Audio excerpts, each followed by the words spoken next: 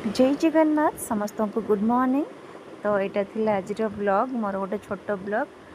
वर्षा होता भाविली टिके आज मुढ़ी मसला करके खाइबी तो मुझे प्रस्तुत बन कर मुढ़ी मसला। प्रथम मुढ़ी नहीं तो काटिकी सब रखी ये पियाज पियाज पकई दी तापर रखी टमाटो काटिक रखी टमाटो पकई दी तापर ये रखी कंचा लंका चुन चुन कर काटी रखी पकई दी समोसा भी पकेयार अच्छे। तो यहाँ मिक्सचर आपण मैंने खाई कि ना एमती बनई कमेंट रे कहिबे।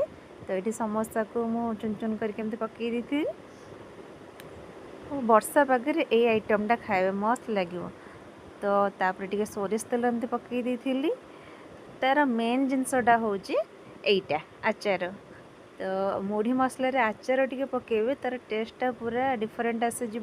तो ये आचार तेलटा खास करके पकेबे पकई सारा भलसे मिक्स ये बीट लुण भी पकेयार अच्छी कहीं पियाज टमाटो पड़ी ना लुणटा पकेले ही तार टेस्ट आसो।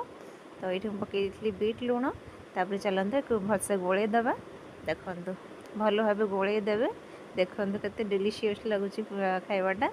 तो एमती भलसे गोल की देखु रेडी हो गला मोर मुढ़ी मसला। तो चलतु टेस्ट करिए आम झीआरी बस कौच यमी। तो चलतु टेस्ट करिए।